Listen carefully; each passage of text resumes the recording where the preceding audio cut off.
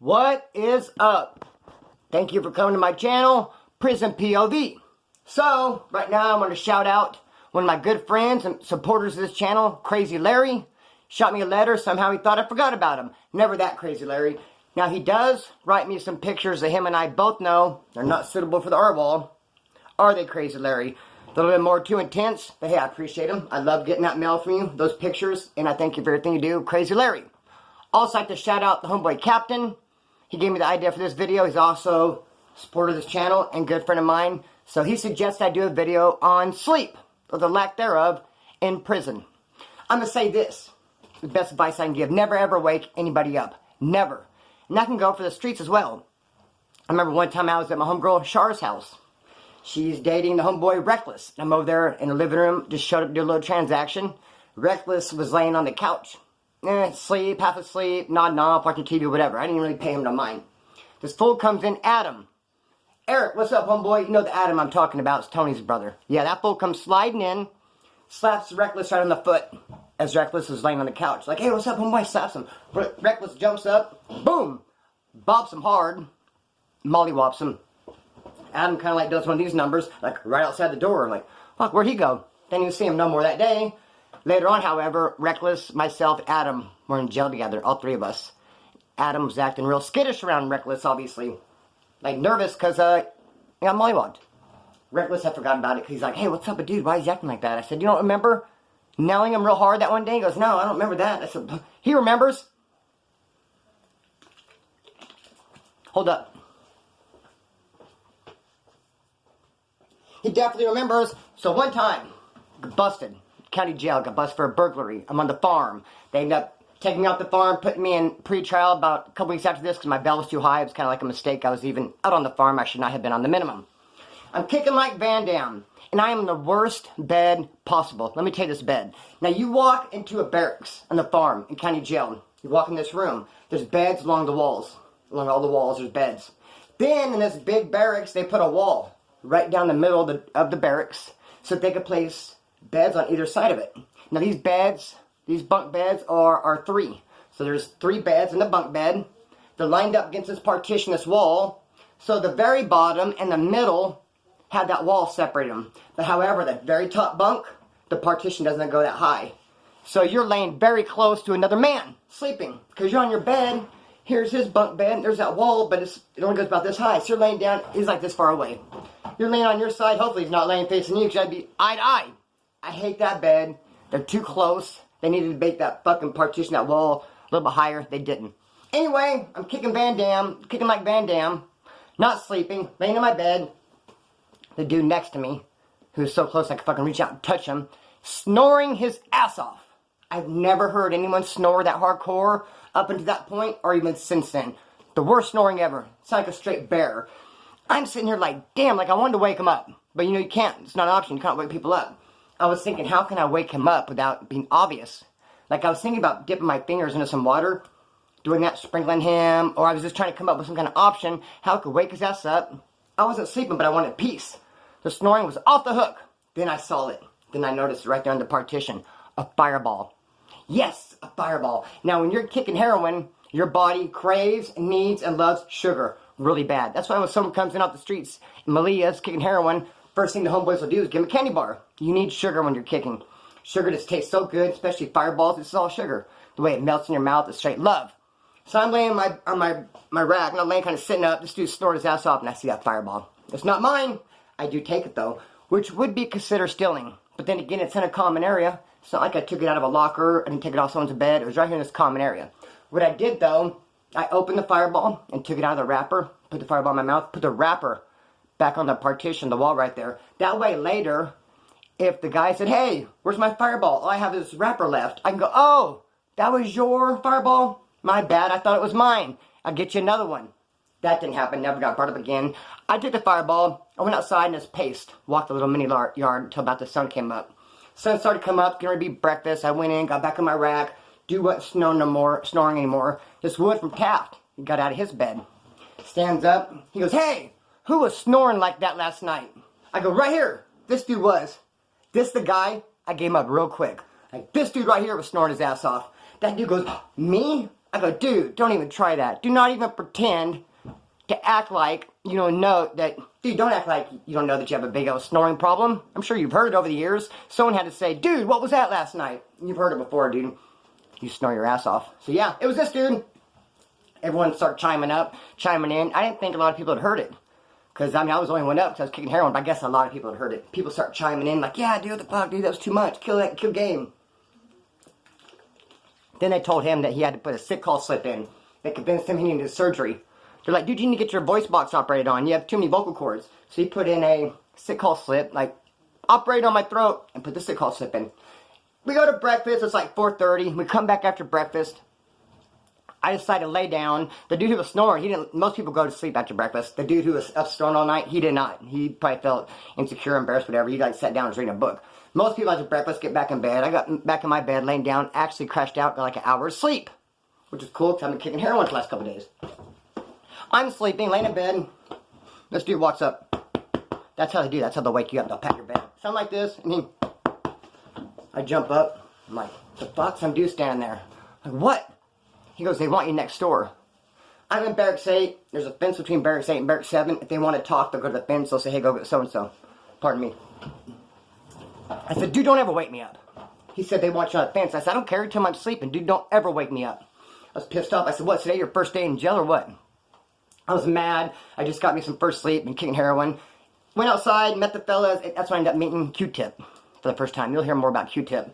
You're thinking to yourself, what kind of name is Q-Tip? It's a tall, skinny dude with some wild-ass hair. So the name fits. Anyways, I got mad. Dude woke me up. Went and met the fellas. We went and had lunch. We came back. And this is another thing I've seen people do. Don't ever do this in jail either. The dude who I snapped at for waking me up, when we come back from lunch, he gives me his cookie. He goes, here's my cookie. I go, dude, I don't want your cookie, bro. I said, no, man, I feel bad. I woke you up and shit. And I said, all right. Took the cookie. I said, just don't be waking people up no more. Now, look. Don't ever do that in jail. Give somebody something if you think they're mad at you. That kind of shit works on the streets. Maybe, you know, you park in one of your co-worker spots at work, and you go, hey, bro, I parked in your spot, my bad, shit, lunch is on me today. Oh, it's all good. You can do shit like that in the streets. And there, you look weak. Like, as soon as he gave me his cookie, because he thought I was mad at him, I just thought, well, fuck, you're weak. I just said that to him, and I felt bad for him, and I tried to give it back. But, yeah, looks weak. Don't be giving people shit. If you think they're mad at you, fuck it, let them be mad. Let them get glad in the same world they got mad in. Be that as it may. So, where am I at? I'll tell you another very uncomfortable spot to be in is T-beds. In prison, they're the most uncomfortable beds. Temporary beds. What they do is they put some bunks where bunks shouldn't be and call them T-beds. They're there temporarily. Now, if you watch one of my videos called Random Prison Stories, I think that's the name of it, I talked about how I was in a T-bed in D Yard. And we all came from Kern County with our tobacco. Everyone there in the D block, see us coming, knows we're a Kern County bus, knows we have tobacco. No one's going to break their tobacco out because we're on fucking T-bunks. And the cops can see, it's like being in a fishbowl. You got all these cells, and then right out in the day room, some beds. And you're just sitting there. Everyone can see you. The gunner, cop, everyone's just looking at you. They're like, what's up? It's Kern County. They know we're Kern County. They know we got tobacco. They're shooting kites. They're wanting tobacco. Everyone's like, nah, I ain't got none. I'm like, fuck it. I want to hook the homeboys up. Homeboy named Scary Jerry up on the top tier. I might get into a story about him if I have time. I want to hook the homeboys up. I got caught. My tobacco got gaffled. You can hear that story in Random Prison Stories. Those T-beds suck. Another time I was on T-beds, A5, Wasco Reception, right before I went to Old Corcoran. A5 is a 270 shape. You walk in, the side port, shaped like a horseshoe, cells on this wall, cells, it's all cells, a 270, and then boom, hand-filled bunks, around out in the day room. People are looking, able to look at you, you're like in a fishbowl, it fucking sucks. So I'm out in the day room on one of these T-bunks. Mine's towards the end. If I was standing, here's my bed, I got my locker, but I was making coffee, and I was just standing here, the cell is actually pretty close. I could look over to that cell that's closest to me and go, hey, what's up? And kind of talk to the dude that's right there. They got a yellow line painted in front of the cells. The cops get mad, not supposed to go too close, but you can kind of talk. That's how close he was to me. So it's a white dude, it's a skinhead. Him and I start talking. Now, when I was on the streets, I had gone to Vegas. So I had some pictures sent in to me from my Vegas trip. One of those pictures was me on a motorcycle. This motorcycle was a prop. I'm a tourist. I'm in Vegas. I'm snapping pictures. I'm taking pictures with props.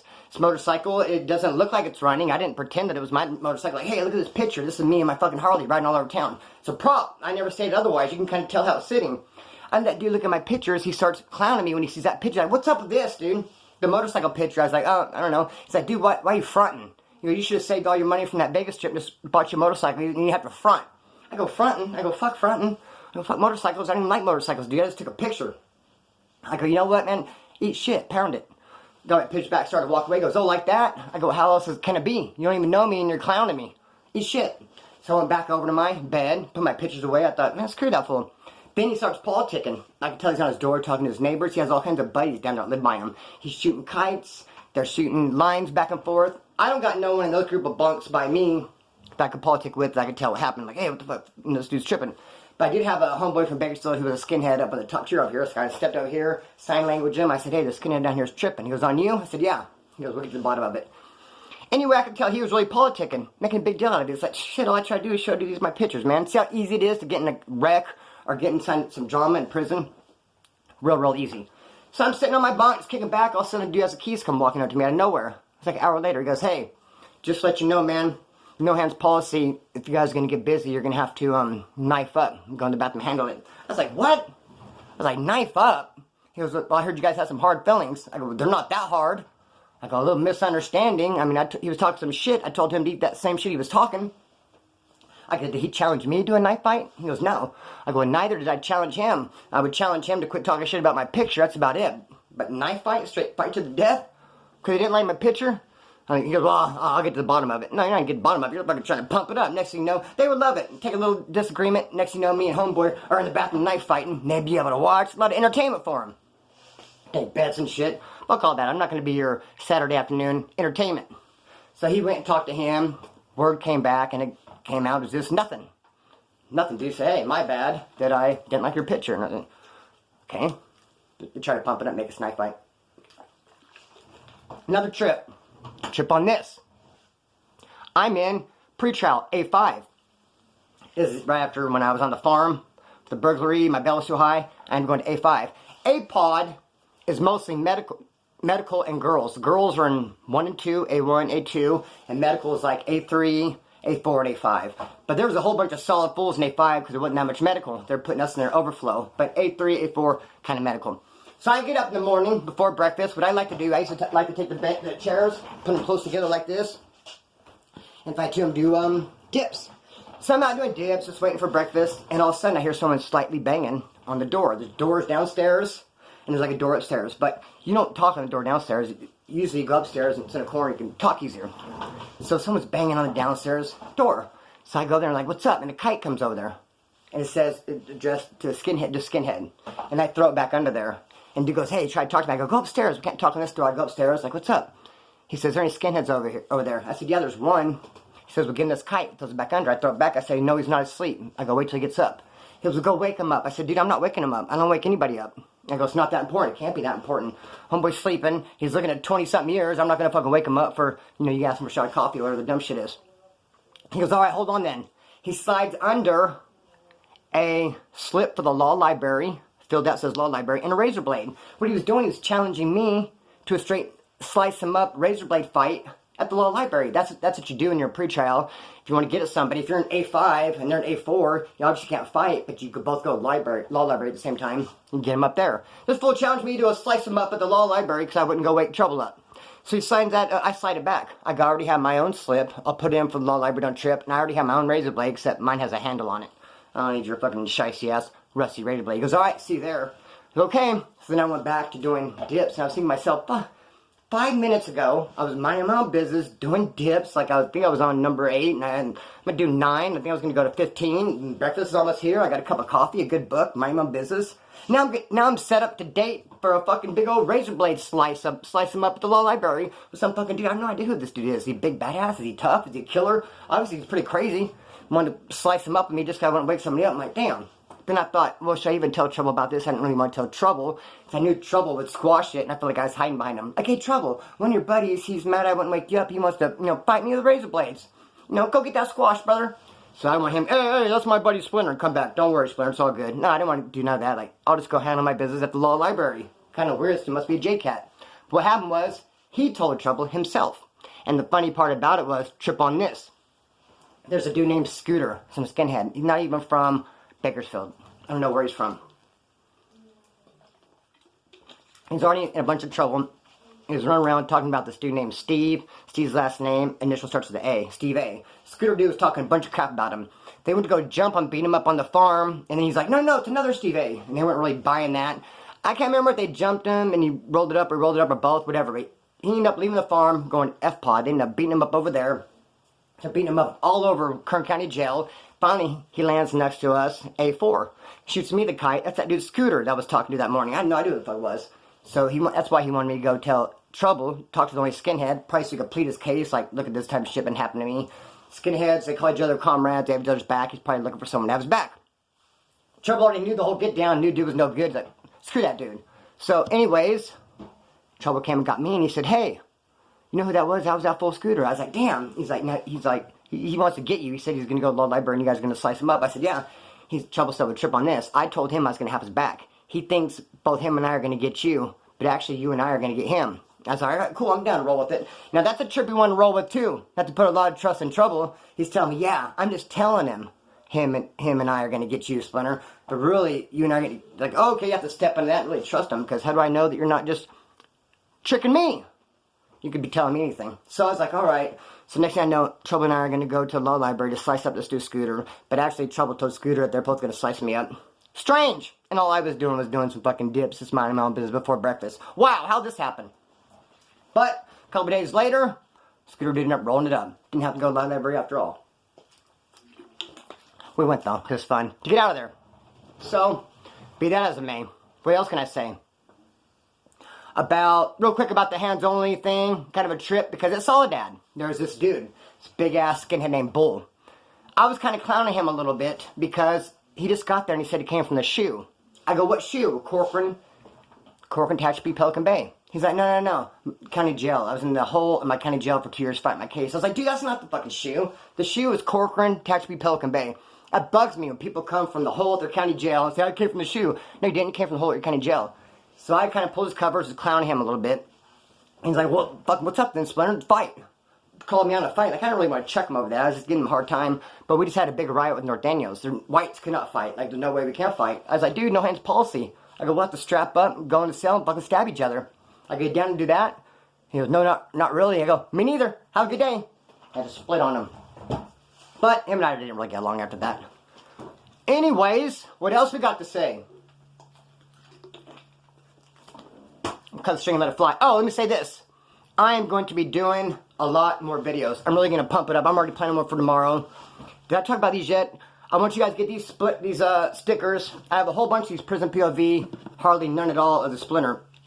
I would love it if you guys would shoot donations to my P.O. box to get some of these stickers. I will give them away too, but I would love to get donations for them, because I'm not even going to lie or try to front. Your boy's tapped out. Tapped out right now. So why not try to use whatever resources I have and try to get rid of some of these stickers so I can get through the day. I am going to try to go full blast on YouTube. I'm counting on you guys though. I'm counting on you guys to watch the videos I put out. If you're not watching them, what's the fucking point if I make a bunch of them or not? But yes, I'm going to go full blast. Professional YouTuber from this point on. I'm going to try to make a video every day. It might get a little bit rough. It might be every other day. Sometimes maybe even twice a day. I thought about doing a little coffee with Splinter in the morning. I got some guitar stuff. And so yeah, I'm just going to be uploading a lot. And I'm counting on you guys to watch them. I never ever ask for subscribers. I never ever ask for likes. Let's do something real quick. Can I get you please to like this video so I can see where you're at? I want to get some likes. Like me if you fuss with me. And if I start dropping all kinds of content, you're going to be there to have my back to watch every upload. Give me a like if you're down, if you have my back, if you want to see it go down like that. Cut the string, let it fly. Peace!